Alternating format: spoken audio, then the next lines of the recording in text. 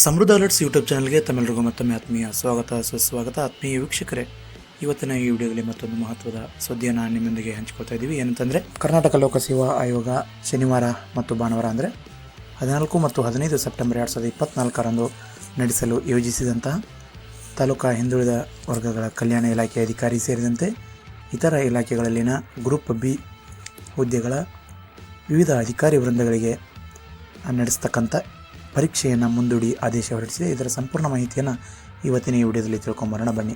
ನೀವೇನಾದರೂ ನಮ್ಮ ಯೂಟ್ಯೂಬ್ ಚಾನಲ್ನ ಮೊದಲನೇ ವೀಕ್ಷಣೆ ಮಾಡ್ತಾಯಿದ್ರೆ ನಮ್ಮ ಚಾನಲ್ಗೆ ತಪ್ಪದೇ ಸಬ್ಸ್ಕ್ರೈಬ್ ಆಗಿ, ವಿಡಿಯೋನ ಲೈಕ್ ಮಾಡಿ, ಶೇರ್ ಮಾಡಿ ಮತ್ತು ನಿಮ್ಮ ಅಭಿಪ್ರಾಯ ಅನಿಸಿಕೆಗಳನ್ನು ಕಮೆಂಟ್ ಸೆಕ್ಷನಲ್ಲಿ ಕಮೆಂಟ್ ಮಾಡಿ ಅಂತ ಹೇಳ್ತಾ ಬನ್ನಿ ಇವತ್ತಿನ ವಿಡಿಯೋನ ಪ್ರಾರಂಭಿಸೋಣ.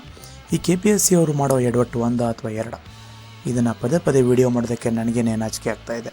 ಆತ್ಮೀಯ ವೀಕ್ಷಕರೇ, ಹೌದು, ಇನ್ನೇನು ಪರೀಕ್ಷಾ ಕೇಂದ್ರಗಳಿಗೆ ತೆರಳ್ತಾ ಇದ್ದ ಅಭ್ಯರ್ಥಿಗಳಿಗೆ ಒಂದು ಶಾಕಿಂಗ್ ನ್ಯೂಸನ್ನು ಕರ್ನಾಟಕ ಲೋಕಸೇವಾ ಆಯೋಗ ನೀಡಿದೆ. ಇದರಲ್ಲಿ ದಿನಾಂಕ 14 ಮತ್ತು 15 ಸೆಪ್ಟೆಂಬರ್ 2024ರಂದು ನಡೆಸಲು ಉದ್ದೇಶಿಸಿದ ಈ ಪರೀಕ್ಷೆಯನ್ನು ಇಲಾಖೆ ಮುಂದೂಡಿ ಆದೇಶ ಹೊರಡಿಸಿದೆ.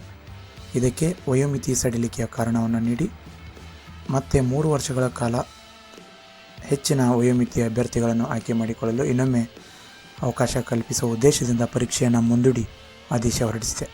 ಇದಿಷ್ಟು ಇವತ್ತಿನ ಮಹತ್ವದ ಸುದ್ದಿಯಾಗಿತ್ತು. ಸಮೃದ್ಧ ಅಲರ್ಟ್ ಯೂಟ್ಯೂಬ್ ಚಾನಲ್ನೊಂದಿಗೆ ಸದಾ ಸಂಪರ್ಕದಲ್ಲಿರಿ. ಧನ್ಯವಾದಗಳು.